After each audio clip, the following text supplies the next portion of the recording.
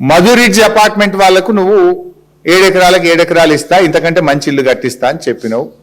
మొన్న women's day రోజు మాట్లాడినావు ఉపన్యాసంలో. అది నిజమెంత అనేది తర్వాత సంగతి. బట్ మై క్వశ్చన్ ఈజ్, ఇప్పుడు మధు రిడ్జ్ ఒకటే కాదు కదా, నువ్వు ఇక్కడ 10,017 ఇళ్ళు కూలుస్తా అని చెప్పి నువ్వే గెజిట్ ఇచ్చినావు. ఇట్లా 46 కాలనీలు ఉన్నాయి. ఆ మూసి వెంట నువ్వు నోటీస్ ఇచ్చినవి, నువ్వు మార్కింగ్ ఇచ్చినవి 46 కాలనీలు ఉన్నాయి. మరి 46 కాలనీలకు కూడా అదే పద్ధతిలో స్థలం కేటాయిస్తావా? ఉన్న ఇల్లును ఉన్నది ఉన్నట్టుగా కట్టిస్తావా? కట్టిస్తే ఎక్కడ కట్టిస్తావు? ఈ మధ్య ఈయన కొత్తది వేసుకున్నాడు, ఎవడు పోయినా ఫ్యూచర్ సిటీ జాబ్ అంటుండు. మన జర్నలిస్టులు పోయినట్టు ఇళ్ల స్థలాలు ఇవ్వమని ఫ్యూచర్ సిటీలు ఇస్తప్పండి.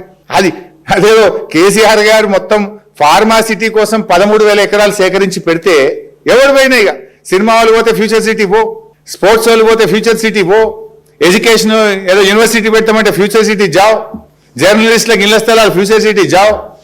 ఇప్పుడు వీళ్ళని కూడా ఫ్యూచర్ సిటీ జావ్ అంటావా? ఎమ్మెల్యేలు కూడా అని ఇస్తానట. మొన్న ఎవరో ఎమ్మెల్యేలు పోతే ఫ్యూచర్ సిటీలు ఇస్తపోండి అన్నట. అదేదో అప్పనంగా వచ్చినట్టు. మేము 5 ఏళ్ళు కష్టపడి ఫార్మా సిటీ వచ్చి ఓ 10 లక్షల మందికి ఉద్యోగాలు దొరకాలి, హైదరాబాద్ లో కాలుష్యం తగ్గాలని ఎంతో విజన్ తోని కేసీఆర్ గారు ఆ రోజు ఆలోచన చేస్తే దాన్ని ఒక రియల్ ఎస్టేట్ అడ్డాగా మార్చి పడేసినావు. సో మై క్వశ్చన్ ఇక్కడ క్వశ్చన్ నెంబర్ 7, నువ్వు వీళ్ళకి ఎక్కడ ఒక మధు రిడ్జ్కే ఇస్తావా, ఆ 46 కాలనీలకు ఇస్తావా?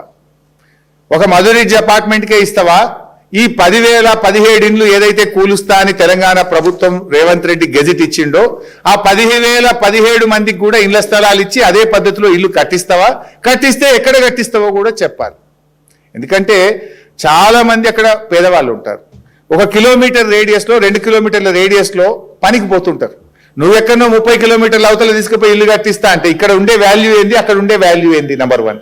నెంబర్ 2, ఉపాధి లైవ్లీవుడ్ ఎఫెక్ట్ అయింది కదా. ఒక ఆయన ఆటో నడుపుతాడు, ఒక ఆయన స్కూల్లో చదువు చెప్పుకుంటాడు, ఒక ఆమె ఇంట్లో పోయి పని చేసుకుంటుంది, ఒక వాళ్ళు దుకాణంలో పని చేస్తారు, ఒకరికి బార్బర్ షాప్ ఉంటుంది, ఒకరికి ఇస్త్రీ దుకాణం ఉంటుంది. మరి వాళ్ళు నువ్వు ఎక్కడనో ఇస్తే వాళ్ళు ఎట్లా బతకాలి?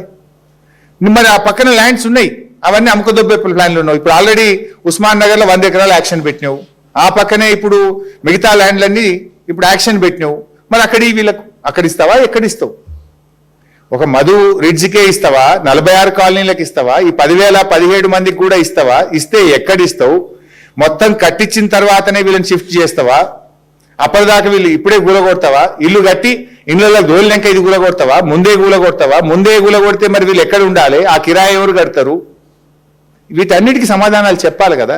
ఇది నేను అడుగుతలేను, ప్రజల్లో ఉన్న ఆందోళన.